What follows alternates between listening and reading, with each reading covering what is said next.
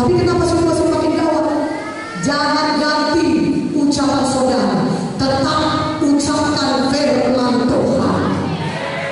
Tolak musuh setan, pergi kau dalam nama Yesus. Aku tidak percaya tipu dayamu.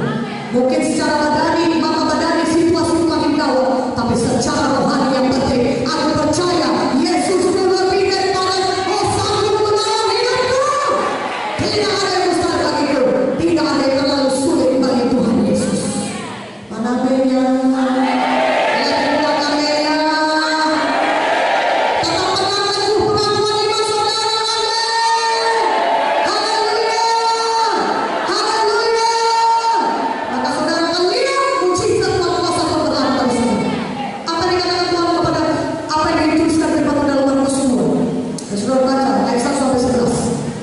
Seorang lumpuh yang dipotong oleh 4 orang temannya. Dia lumpuh bukan hanya lumpuh pakai tongkat, sudah. Dia nggak bisa bergerak sama sekali. Itu makanya dia butuh 4 orang teman yang memotong dia. Tidak ada harapan bagi orang tersebut. Secara dokter mungkin tidak bisa disembuhkan. Nah, saudara mereka kasih, tapi satu perkara, dia punya iman Tuhan Yesus bisa menyembuhkannya. Maka dia berkata kepada temannya, angkat aku teman, tolong aku mau datang kepada Yesus. Aku percaya Yesus bisa menyembuhkanku. Mari kita jumpai Yesus. Tuhan Yesus bisa menyembuhkan kita. Aku percaya. Aku dengar berita tentang Yesus. Yesus mencelingkan mata yang buta. Yesus membangkitkan orang lumpuh. Yesus menyembuhkan orang kusta. Aku percaya.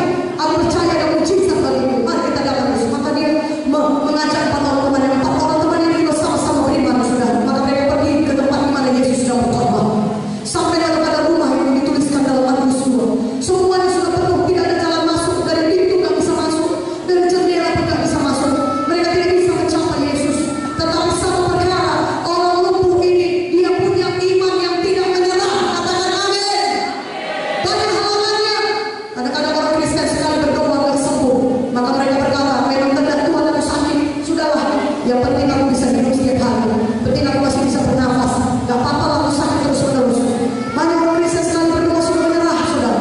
2 kali berdoa, 3 kali berdoa sudah menyerah. Naaman mencelupkan dirinya sampai 7 kali. Ketika dia celupkan sekali, kustanya masih ada pada badannya. Dia tidak melihat kesembuhan sedikit pun dengan mata badannya, tapi dia percaya kepada apa yang dikatakan firman Tuhan. Kalau firman Tuhan berkata saudara sembuh, tidak peduli bagaimanapun sakit saudara, masih saudara lihat, percaya,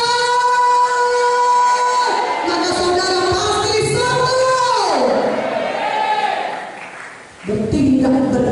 Bertindak. Sama seperti orang lumpuh ini, dia bertindak.